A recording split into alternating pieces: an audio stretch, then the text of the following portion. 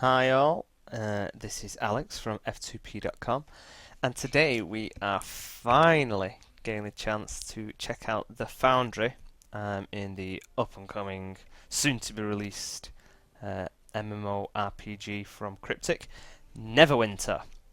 For those that have kind of stick with our channel and see some of the other videos, you will see that um, we did I personally did a character creation video, kind of did an extensive look at it, and kind of in between our press access and while the game has been in closed beta, we've been able to play the game a little bit and kind of show you guys some stuff. The last video that we did, which included actually kind of like a press meeting where you could ask the devs questions and stuff, which was quite cool. Unfortunately, there was no access to the Foundry. You could join it and play the stuff that other people had made, particularly the kind of developers and stuff that had kind of put some content on in the game so that people could actually play it. But you couldn't access the Foundry to start making your own content. The game is going to go into open beta on the 30th of April, I believe. There's a countdown on the launcher, and it's like 4 days. So at the moment, it's kind of in a closed beta for those people that bought the Heroes of Newerth, I think it's called, kind of Founders Pack. So they get early access. But as we are kind of press, we get to check it out anyway. And the Foundry is available, and I'm going to show you guys it. I've been kind of playing around with it most of the afternoon. It's very intense, it's very involved, very detailed, so I can't show you everything. I've not learned how to do everything. But, you know, it's quite easy to get the hang of after a while. We're going to start from the beginning. There's two, you can either go create a quest or you can create a campaign, so it's a series of quests. It kind of doesn't really matter. You get some extra kind of link options if you go for a campaign, but for now we're just going to go with a new quest, and then I'm going to go through the different features that I've kind of worked out. I might uncover a few new ones while we're going through it, and then I'll show you something I kind of quickly put together earlier on. So we'll go for new quests. There's buttons at the bottom for Foundry Wiki, community, and training.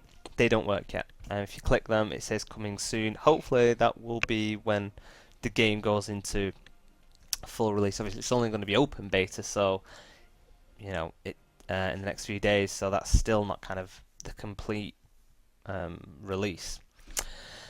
So, as there's no tutorial, kind of had to kind of fudge my way through it and make it up as I go along. But a lot of it quite easy to just pick up and start going. A lot of it not so much. And then later on you guys will see what I've managed to put together. So, quest overview. This is, look, there you go. This, you're going to see what I see now. So this is the opening screen. The name of your quest and the description. So it gives you the public visible description. For example, my cool quest with intrigue and epic battles. I don't think that's going to bowl anyone over. You can also see that when you publish stuff, you can't close any content off. If you make something, you know, you might want to make it for your guild or for your personal RP community or whatever like that. Once you publish it, anybody can play it. So it's kind of, it's not down to you. You will be able to consistently and continuously, see how well your Foundry creation is doing, because when the public play it, they can give feedback, they can give it a star rating, so it basically bumps the really successfully and kind of interesting and involved Foundry quests and campaigns to the top and pushes the rest of them to the bottom. So it's basically a player-run filter method. You know, if you make good stuff, then great, it's going to get noticed. If you make crappy stuff, nobody wants to see it, and rightly so, it gets kind of downgraded into oblivion. So that's kind of hit and miss. You know, you're going to get trolls that kind of just going to downvote stuff anyway. But the feedback thing is good as well. So if kind of people are playing through it and they notice a bug in it or something doesn't make sense or they got stuck, they can leave feedback at the end of it, and this will presumably all gather here for you to continually kind of review and check out and change stuff, which you can do once you've edited the Foundry stuff. Once you create it, you can go back and edit it, and I believe you can kind of remove content from the Foundry. I think you've only got so many slots from what I saw. You can have like 10 quests or 10 campaigns or something like that. Hopefully that's something that will increase, because I know personally, unless it's only 10 that are kind of in the making, you can only be making 10 at a time and you can publish them. Anyway, you're all sat there thinking, Alex, just kind of show us what you can do with this thing. Stop talking. So yeah, anyway, I mean, this is all kind of basic stuff. So Alex's cool quests and description to just find coolness. I don't know.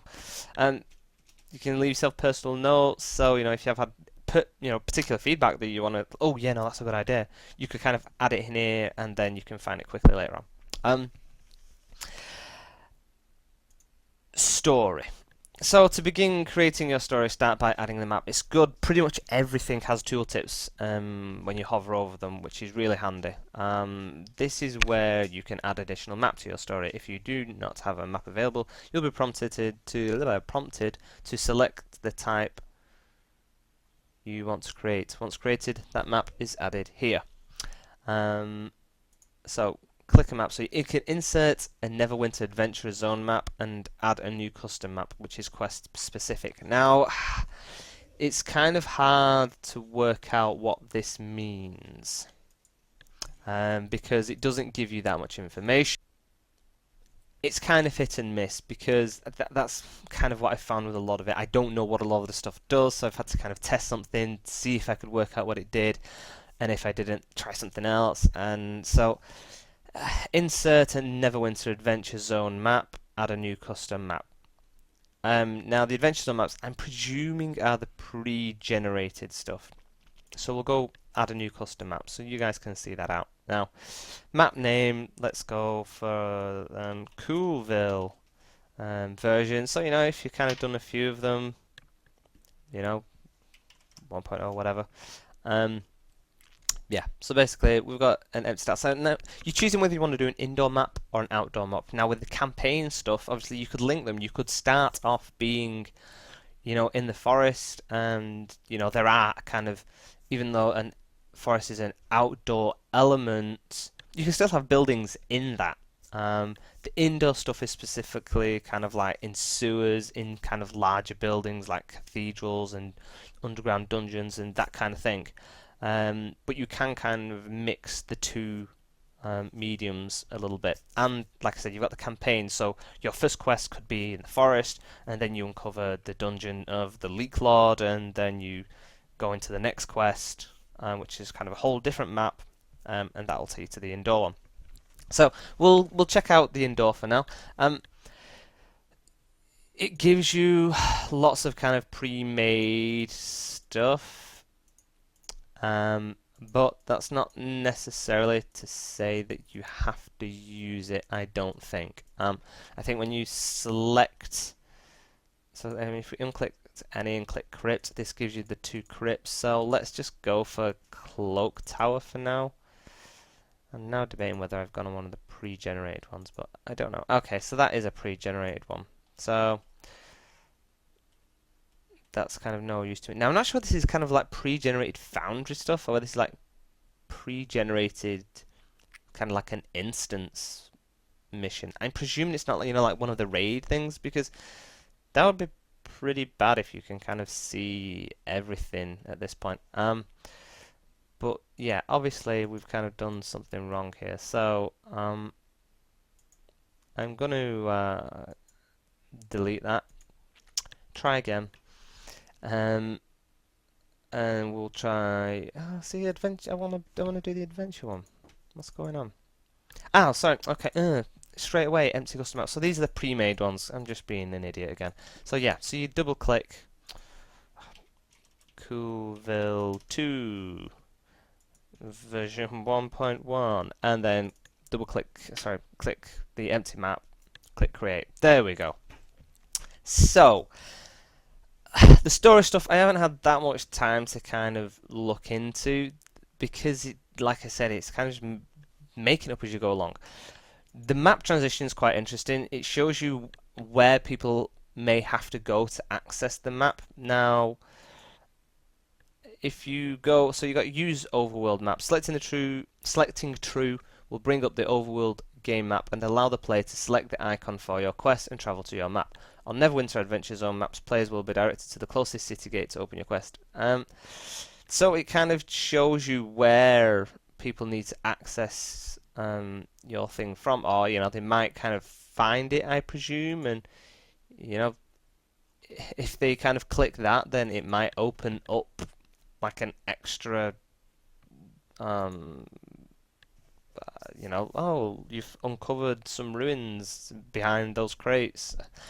I don't know how this works because I'm not really playing the game at the moment, so it's kind of hard to test how that works. But you basically got the map transition of where you come into the map. You got the map transition of where you come out of the map. So yeah, quest start, quest finish, and you're basically making everything that goes in this bit in the middle, which is the map, it's the dialogue, it's the NPCs, it's the objectives, what you actually have to do for the mission, etc, etc, etc. I've not got into that kind of side to it because that is really extensive, so I'm not entirely certain. There's different things you can do, you might need to find a particular object, you might need to kind of reach a certain area, you drag that on, and it just kind of gives you more stuff that that makes absolutely no sense to me. But that's not what I'm really bothered about at the moment. This bit, people will figure out. I'll figure it out once I start playing more. For some reason, I've still got this keep thing, and I don't know why. Pretty sure I clicked a blank one, a custom map.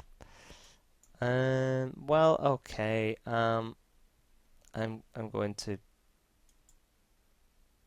delete that map. Yep, that's fine. Delete it. Okay. There we go. So we've got the blank map. I think it just loaded up from the previous one. So rooms. That's where you're kind of going to start with, I guess. I'm not sure what these do. I tried to kind of work out the AI ambush node in a previous map, but couldn't work it out. Some of the stuff might be simpler, but we'll start with the basics. So you've got your rooms, and you can click any, which will list every room available, or you can have a particular type. Now if you're kind of in a cave, or you're going in dungeons and a cave, so you can limit what you want to see. So if we start with, say, sewer, then it'll show us all the sewer ones. Now it's just as simple as you can check out the room before you put it down. You can zoom in and have a look what it's going to look like. And then you go, yeah, that's a nice room, that's what we want. And then drag it and drop it. Boom, done. Now, you'll see at the bottom left, room 1 out of 50. This is your budget. You basically can't create the biggest map in the world that, never ends, because that takes up server space, it takes up kind of time to load the map, etc. The bigger it is, the longer it's going to take for players to actually load into it. So I'm presuming Cryptic have decided that the amount of details that you can do here, it's more than enough. And if you need any more, you break it down into different quests. So this is kind of basic room. This shows where your character is going to start. You can drag them around as easy as that, and then you can start pulling stuff onto it. Now, that links to, see all these little blue bits? These are the doors that link access points.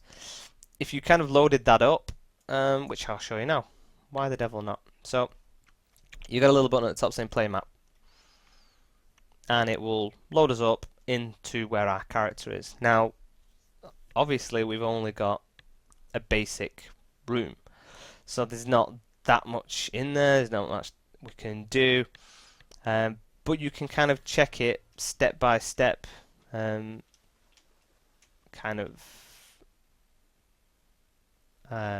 check it step by step. So as you can see, it is just simply the room. There's nothing else in here. There's no way out. You can see in the top right. If we go to the easternmost side, that is all we've got. So if you press Alt, bring your menu up, return to the Foundry. So you can keep checking it out bit by bit. Now, if I add that in and you've got that link, hopefully when I press play this time, hopefully that room will be attached. Hopefully. So yeah, you can kind of keep going. You don't have to kind of do loads of stuff and then check it all. You can literally kind of check every new thing that you add. So there you go. It's even giving me a little path to show where I'm going. This is what happens. It throws this down. There you go. You've got that chest there.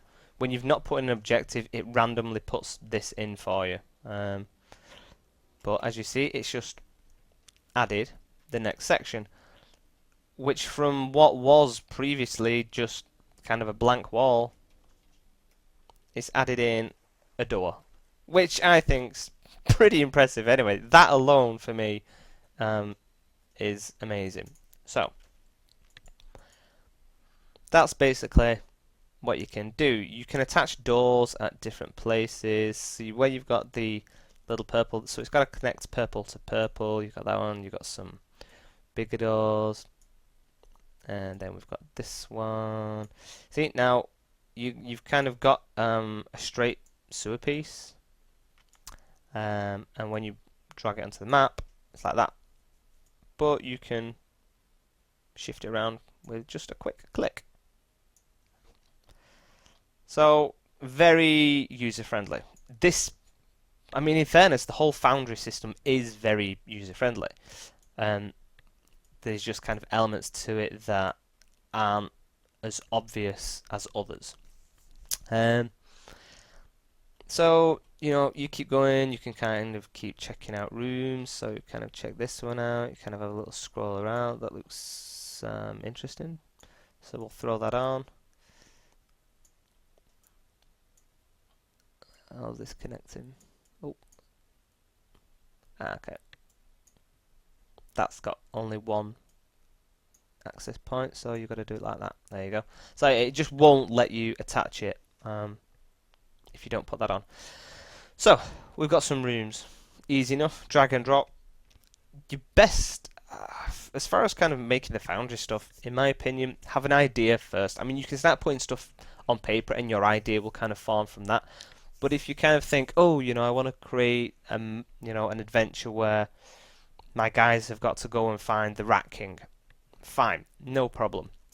You can literally make a sewer and just start throwing down maze tunnels, different rooms, different bosses, and then in the end you've got the Rat King. The beauty of the Foundry and the fact that it's in the Neverwinter setting and Dungeons and Dragons is great, because I'm an RPer, I am a DM, I do run. I actually run a Forgotten Realm game. This basically makes you a dungeon master. And from all the kind of adventures and stuff that I've made in real life for my group, have an idea before you start.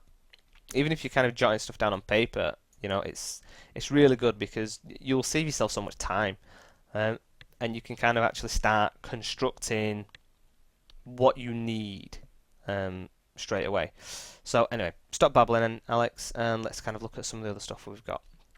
So we've got loads of items. I've not messed that much about with these, but I'm assuming you can just kind of like drag and drop them in areas. So, you know, that's just random there. Got some rubble.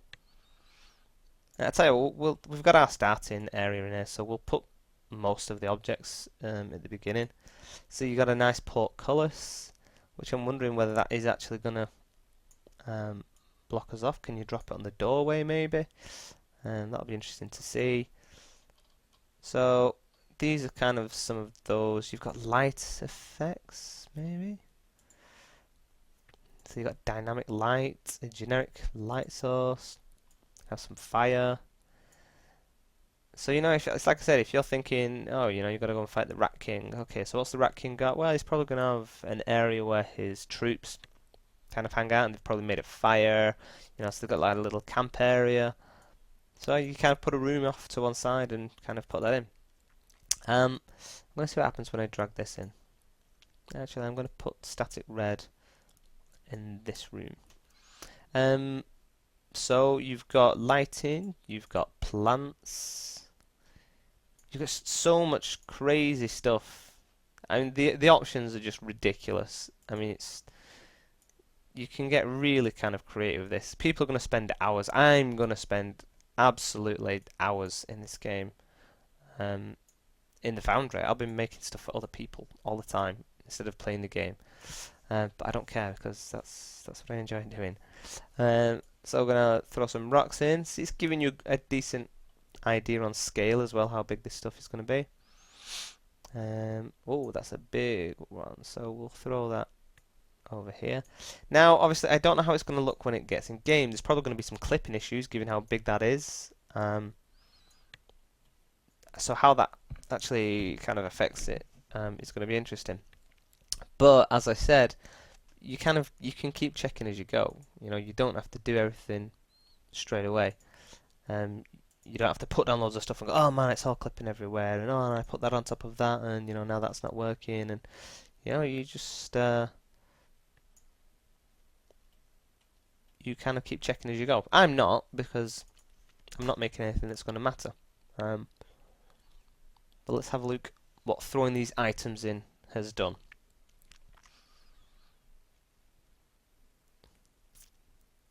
It's like I said, I mean, it's actually worth loading up the Foundry. You know, I think there's going to be people that really want to play in it and make stuff, but they're not really going to know what to do. Just kind of looking through the various objects and items is going to give you a really good idea of, you know, what you actually can do. Wow, so okay, there we've got a big, massive rock in the middle of the thing, which is quite cool actually. That's not bad. Kind of goes into the roof, quite nice. So this is it. I thought, I mean, I didn't actually look before I put it down, in fairness, that's my own fault. I thought it was going to be like a big boulder in the water, and it's not. So, yeah, that's quite cool. So let's see what we've got over here. We've got some braziers. Ah, there you go. So, ooh. We've got a rock there. We've got some big vines and some mushrooms, which is good. See, you know, everything's interactable. You can climb on it. There are actually interactable objects. Interactive objects? Interactive, not interactable. See, fire, that actually burns me. Let's open that. There you go. It gives you stuff. You actually get items when you complete it. So anyway, but we're not bothered about it yet. I want to see. Oh, F to get to the next map. Accidentally hit that. I was trying to open the portcullis. I'm thinking that's maybe blocks you. Oh dear. Right. So this is going to kick me into, I think, the area that I selected at the beginning. You know, for leaving, where you start and start the mission and leave the mission. But anyway, I want to return to the Foundry. So I'm going to move this treasure chest out of the way because that's just kind of, you know, I don't want to complete the objective. I wouldn't have left the map if I hadn't have opened that chest. And that is just kind of like the temporary objective that is thrown in it. It's like you need to have an objective. There needs to be a way to kind of get out of the Foundry for other players more than yourself. So let me see whether the portcullis was. Oh dear. Yeah, that didn't work, did it? Let's try that again.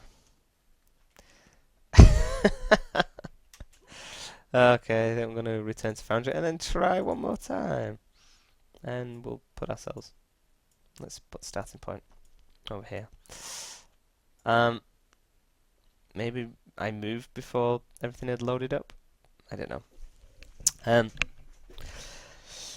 If that portcullis doesn't work, we'll get rid of it. And then we'll kind of see the other effects. And then we'll start putting down some monsters, and you guys can see how that works.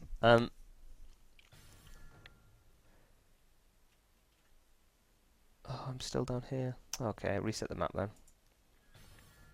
There we go. And I've started.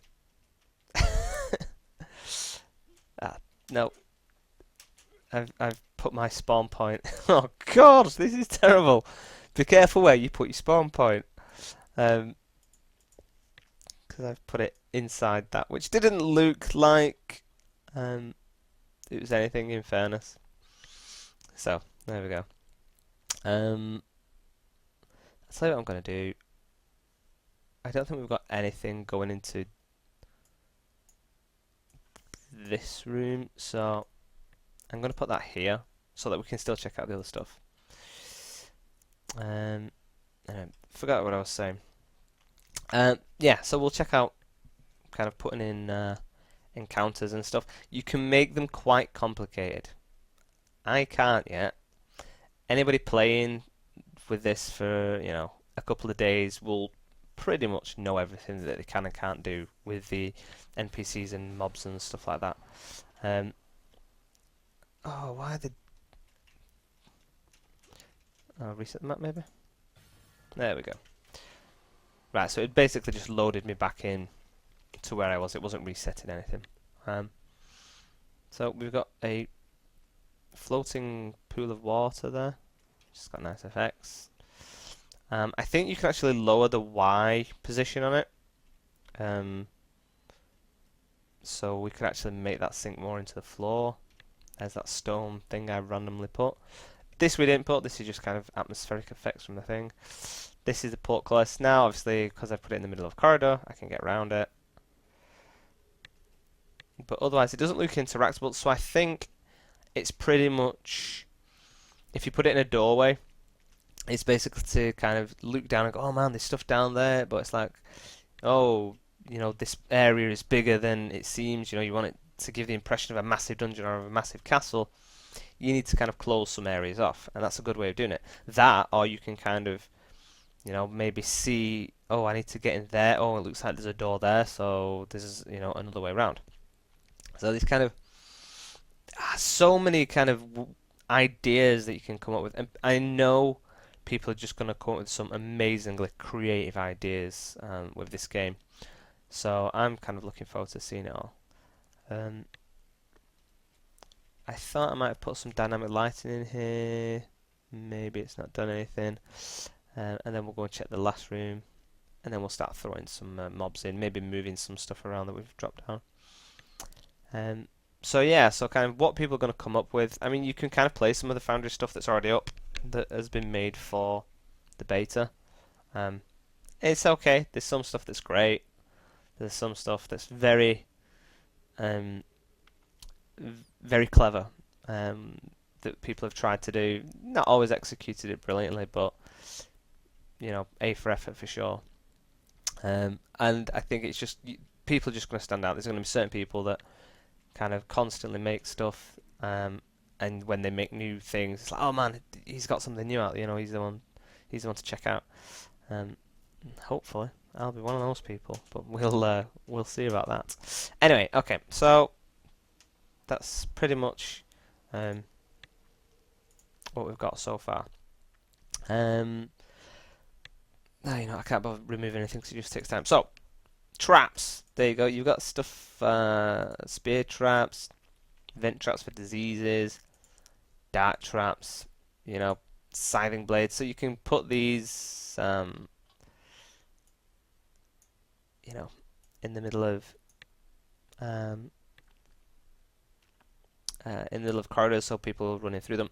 If you are, I don't know whether it's necessarily a class, but you kind of get your dungeoneering skill up, I think, and that lets you detect traps. And they kind of highlight as red before you just go running over them. But anyone that's in a rush will just kind of like run over that, and we'll show it anyway. This door, you can double click all the elements, so we might as well have a look at that now before we start throwing some NPCs down and getting complicated. There, as I said, you can set the y-axis. So relative to the altitude, There you go. And so click to select the door. There's just so much you can do. You can change the type of door that it is, you know, so you can have, I don't know, any, there you go, you could change it to that one or sewer door, I don't know. Visibility appears. Now, this is where the D&D fantasy stuff starts coming in. You could be in this room, this big main room, and that door doesn't even show. So you could have it that they have to complete an objective, which unfortunately is the kind of story side where you do things. Actually,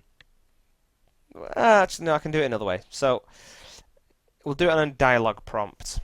I'm going to try and do something now. So it only appears when the dialogue prompt is reached. And we'll kind of show that in a moment. So you can kind of double click all these different items. They've all got different things that you can do with them, whether they're interactable, what happens when you interact with them, etc, etc, etc. I'm going to throw down an NPC, so we will just go for this person here. Okay, random person. And who is that? So yeah, wizard. Yep, that's great. So contact. Click contact. You can click the animation. So you know, when you first talk to them, they may bow formally. Go into the advanced dialogue editor. Now that you can also add dialogue trees there. You can create a dialogue tree. The problem I've got is that with creating something in the dialogue tree there or creating a costume there, I don't know then how to apply it to something later on. So like kind of making a dialogue tree and saving it and then selecting it, I had difficulty working out how I could do that. Doing it through here, like, okay, this person's going to say stuff, and selecting it from the beginning is a lot easier. So, let's say that their opening text, which is what this kind of first property is. So they go, "Hail there, adventurer, adventurer." I believe you are seeking access to Coolville, Billville. Okay, so that's kind of what they'll go. And you've got options. You can put mission info, you can put out of character stuff, which highlights it in different coloured text. But for now, you know, I don't like to give kind of hints and stuff away. It's like we'll kind of see how you go. So that's what they will ask, and that's the animation that they'll do. Now you can add in what the players can select as their response, and first one can be, "No, not interested. I'm pretty cool anyway. Your skirt sucks."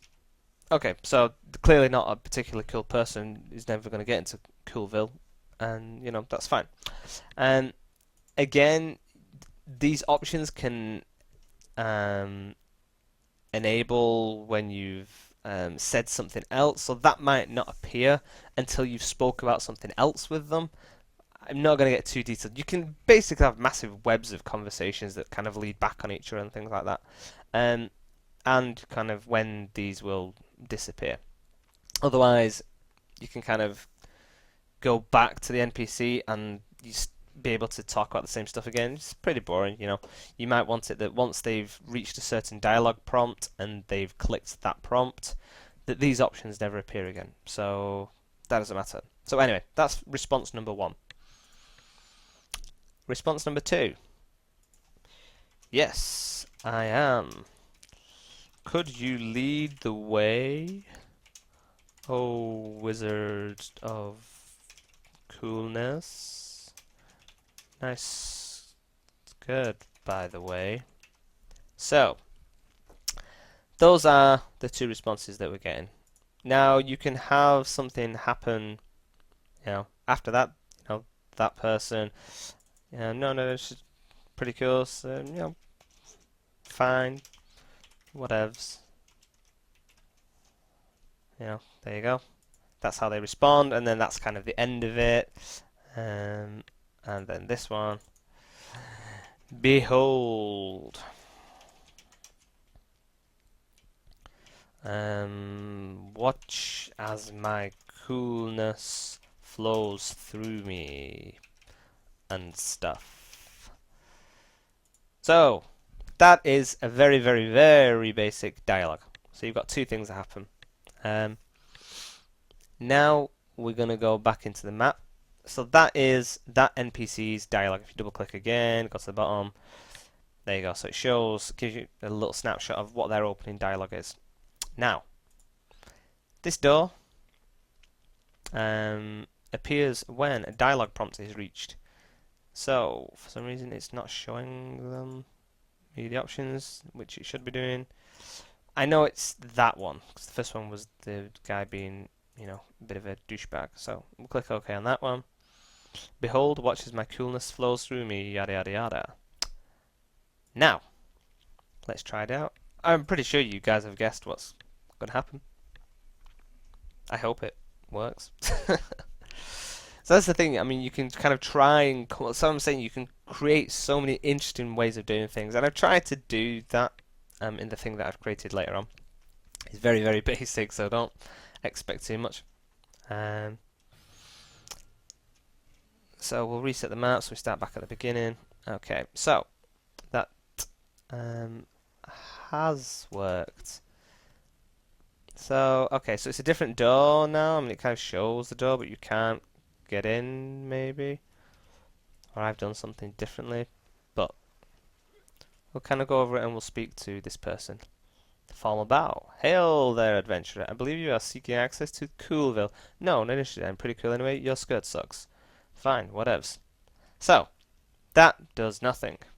But, yes, I am. Blah, blah, blah. Behold, watch, my coolness flows through me. Oh, say what?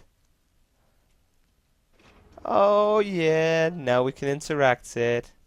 So, woo! And we had that trap as well, which I completely forgot about. And once it's gone off, it shows you where it is. And it got me again. So, there you go. Interesting little things. So, you kind of come up with so many kind of creative ideas. The fact that you can have the dialogues as intense and long-winded as you like, you can get really creative. You can basically make it so that people can't get through your dungeon without kind of talking to people and listening. If that's the kind of dungeon you want, if you want one where there's just loads of mobs and NPCs and you kill your way through it, go for it. Equally as fun. If you want one where they have to kind of read through a library and find knowledge and get the right answers, then you can tangle people up in like webs of dialogue so that they actually have to take note of what your content's all about. So that'll do for now. And as you can see, I mean, that's just the default name for company Yago Wizard. But you can change that. We'll go for, so you can kind of change them there. See, I mean, it shows what the default is, so you can change it. So cool wizard, and editor display costume. And this is one of those buttons up there where you can make a costume in there. I'm not sure how to import it once I've made it, but you can change pretty much everything about them. So we can change them to look like a werewolf, and then we double click it and customize, and you've got advanced options, which gives you a warning saying if you do this, you might create massive glitches, with the way they look. You might put a hat on this creature and then the ears poke through it, whatever. See, like that. So there are some kind of, if you stick with the simple mode, I think everything's kind of calibrated to the right body shapes and types, so it limits what items you can use, just so that people, you aren't creating stuff that, well, that looks stupid like that, the kind of clipping stuff.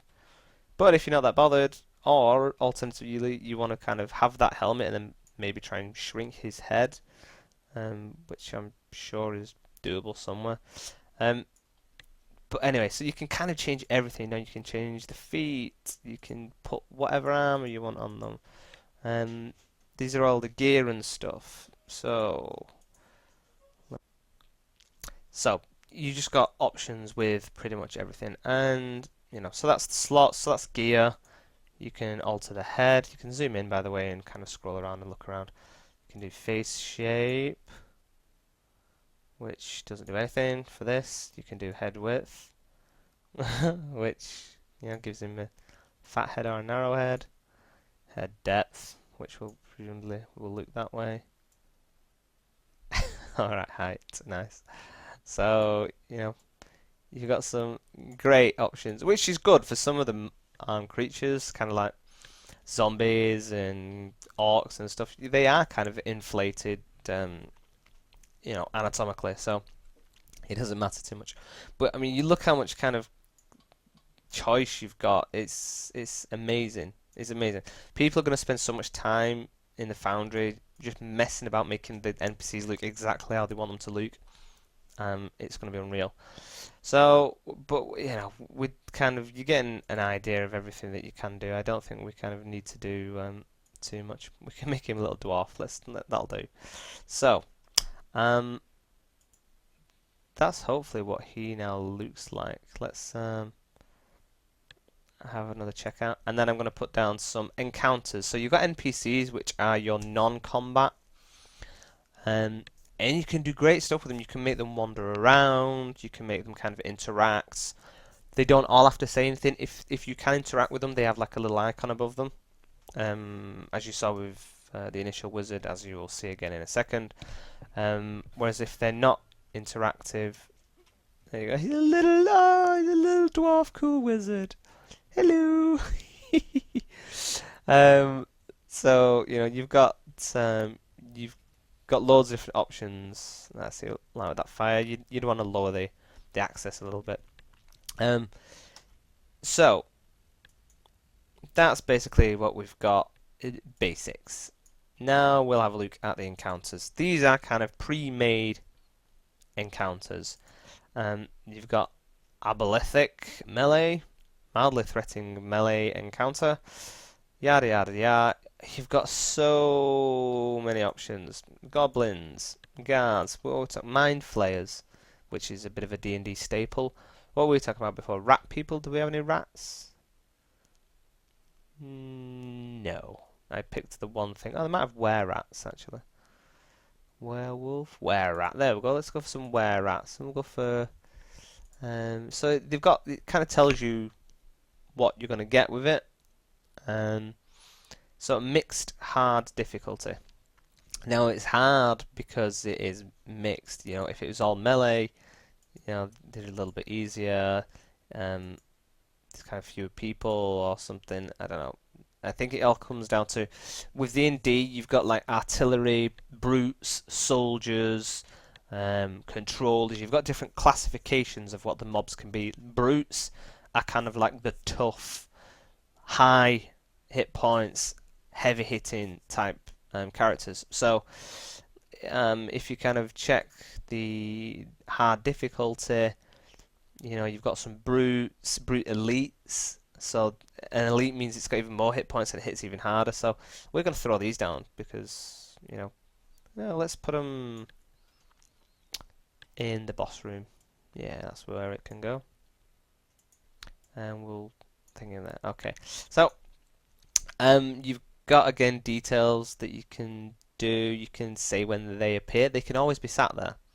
You can have them appear when you open a door. You can have them be hidden in a room, and they appear when you interact with an object. That's kind of like the layout. If you click detail, it shows exactly where they are. That's where they'll be sat. So you've got the sewer guard, you've got the minion, yada yada yada yada, sewer mage. But you can kind of have this guy kind of sat there waiting for you. You can have sewer guard sat over here, and they will all kind of jump in. Generally around about the same time. It doesn't always happen. You always get one person who's like really tardy. Now, if you want more than more than 5 people, it's broken down into encounters, because if you piled on loads and loads of mobs, it's going to be really, really difficult. But that's not necessarily a bad thing. I want to try it out and see how it goes. If we just throw in an absolute bucket load of oh, we've got some werewolves there. Okay, well, let's have some werewolves, were rats mixed, and we'll go to detailed again. So you basically come into the clan hideout. You've got those young bloods. So this is one of those rooms that you don't want to accidentally stumble into, and that's how you would add encounters. They can all be kind of looking in different directions, so you can actually get up behind this guy. So let's change our starting point so we don't have to go all the way around, and we'll play this out. I'm probably going to get absolutely nailed now, but you're going to get an idea of what it looks like. So yeah, and you can be as clever as you like. You can have them hiding, or you can, if you want, people do like to just kill stuff. I'll reset the map. So having loads of mobs is sometimes, cool, and sometimes just really appropriate to what your quest is about. If you are you can create like like a castle siege and have loads of kind of mobs and creatures running around. Then you want a lot of numbers. Having a lot of numbers is kind of a cool thing to have if it's appropriate. So let's have a look how it's gonna go. Yeah. Fight suckers. See, now those guys aren't being that responsive. It just seems to be, okay, they're all starting to jump in. Now, on your own, very, very difficult. That guy over there ain't even moving. He's just kind of like, yeah, whatevs. We're going to die on this one, but I didn't make it thinking otherwise. Oh, if I...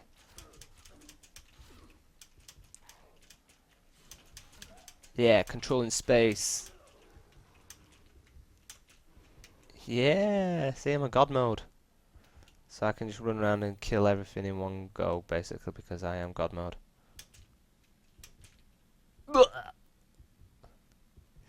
So, that's basically how that works. And see, you actually get loot. You get XP and loot for doing the foundry stuff. I don't know how to heal myself, so anyway. This is what it is. You would you'd have to test it. You'd have to keep playing it through.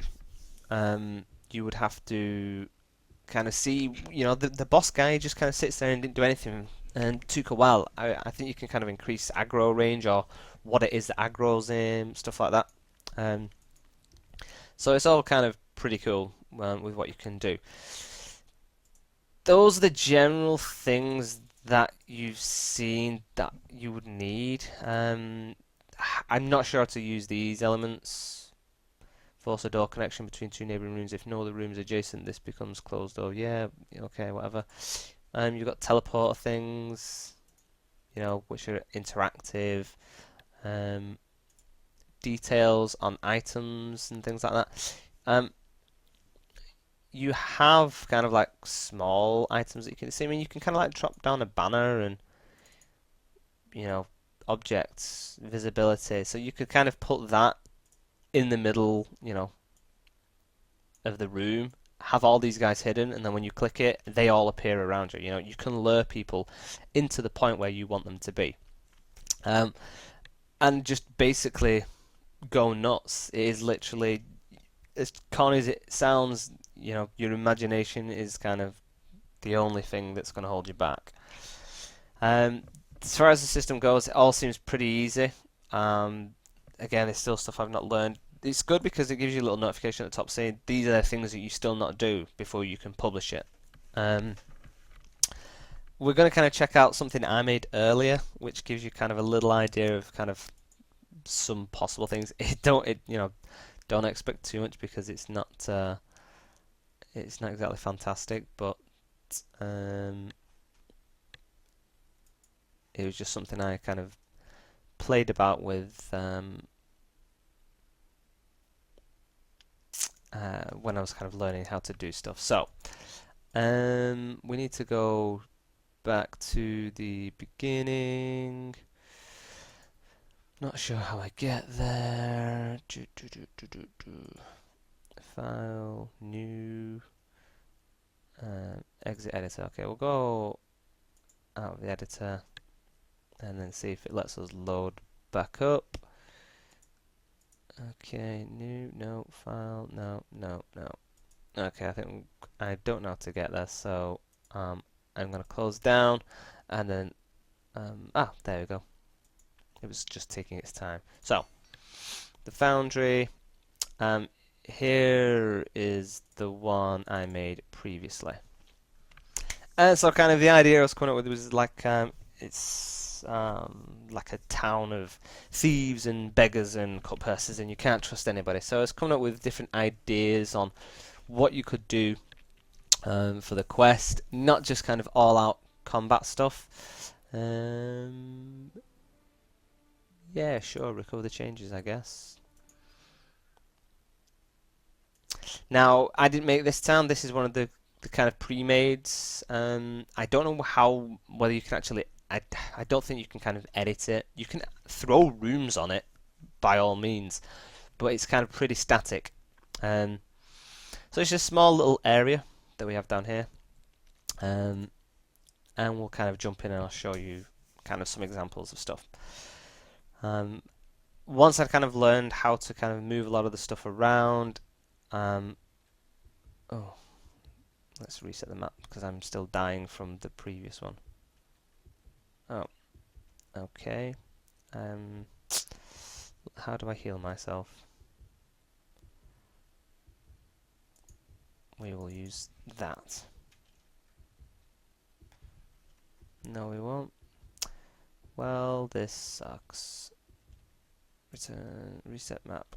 How do I reset my health? Because this will just be annoying. So, have we got anything in the inventory? Potion of minor using. Minor healing. Very minor healing. That did nothing. Okay, I'm gonna restart that, and then you can see the extreme lengths I was going to for making a character with her long neck. Okay, I'm gonna pause and then come back in a moment. Okay, and now we're back. Basically, had to die and then release and then restart. So, anyway. Little kind of scene was laid out. You know, you've got different citizens. I've named them all citizen. You know, you could have them wandering around, but you know, it took more time than I could be bothered with. So the idea is that it's kind of thieves and bandits and that kind of stuff. You know, it's a bit of a nefarious town. So you kind of see this person. You know, got an icon. Oh, hello there. Let's have a chat with you. The idea that I was kind of coming up with, sorry, long neck, was that it's kind of responsive to what you do. So it's kind of RP. You'll see. So, greetings. Might I interest you in some wares? You seem the type to have more than a few coppers to spare, yes? Now you could say, you must have me confused. I don't have a penny, I'm afraid. And then they're like, oh, well, I'm not interested because I'm a merchant. Or you can say, I do indeed. What do you have for sale? Aye, good, good. Well, I have plenty of rare and exotic items for the right person, of course. Now you can say perhaps later, I'm a little busy right now, and again it will close the dialogue. Or you can say takes out coin purse, I have plenty to spend, let me see what treasures you have. Now, at you taking out your coin purse, this kind of nefarious merchant that seems like a normal person, oh, takes, you do have a lot of coin, nods at someone behind you. What the devil? And then, you didn't see it, but these people spawned behind me. You got a citizen, and they're kind of like walking away, and one of them is the thief. Now, you kind of glitch. You've got one that's identified as thief and one that's not.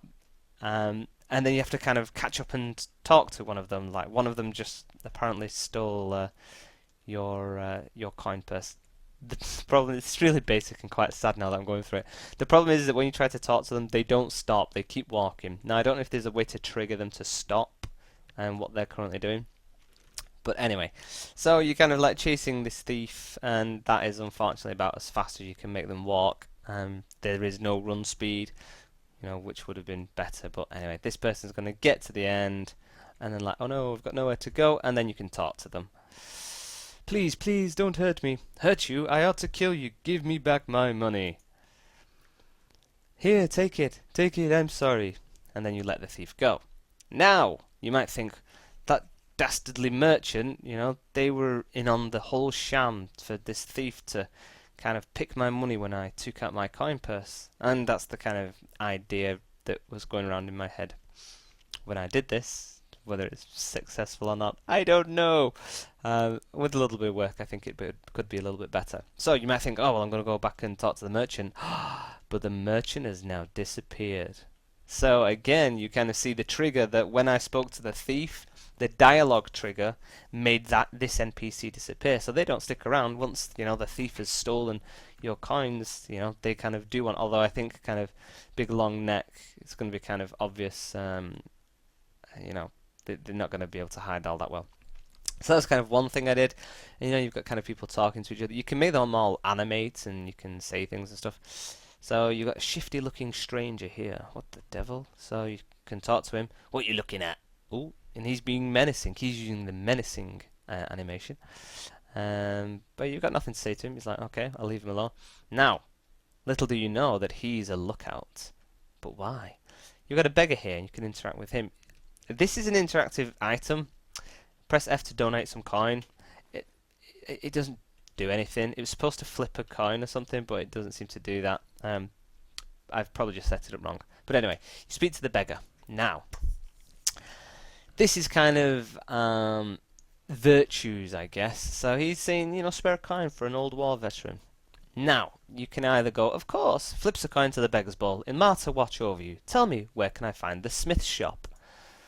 Random quest. So say like the quest for this whole thing, because it's a bit sandboxy at the moment, is for you to find this smith to forge you a weapon. So you find a beggar and like, where's the smith shop? Ah, tomorrow's luck on you. The smith is across the way. Make sure you don't take a wrong turn. There's a band of cut purses hiding down the alley here. Thank you for your advice. Farewell. So he's just let you know that there's some bad dudes hanging out down the alley. However,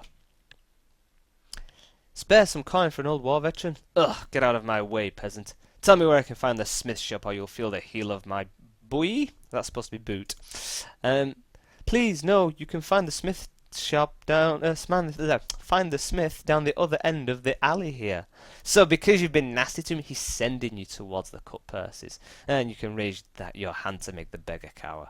So, depending on how you treated this guy, would depend on whether you knew that there was kind of a threat down here. As you're walking down, you see shifty stranger. So that's okay. But those guys are hiding there that you don't see. Oh my lord. And then you get into combat, have a big fight. But I'm pretty hardcore and I can kind of take these guys on. Boosh. Oh, you see.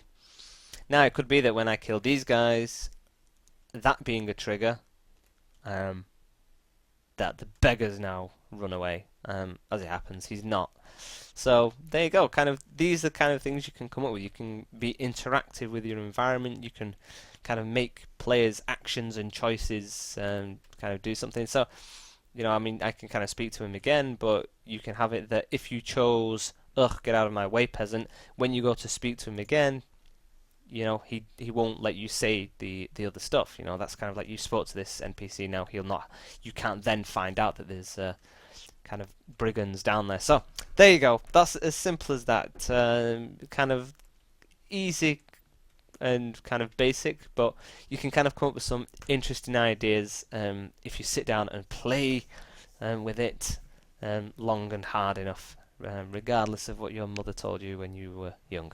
I hope you enjoyed this walkthrough of the Foundry. I'm sure there will be much more once I've got a better grasp on how the entirety of the system works and try and kind of make a quest from start to finish. So keep an eye on some of our other videos. We've got some more Neverwinter content coming shortly with full playthrough of various levels.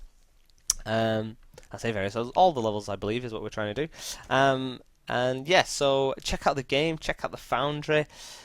Put some comments in the comments area to let me know what you thought of my quest.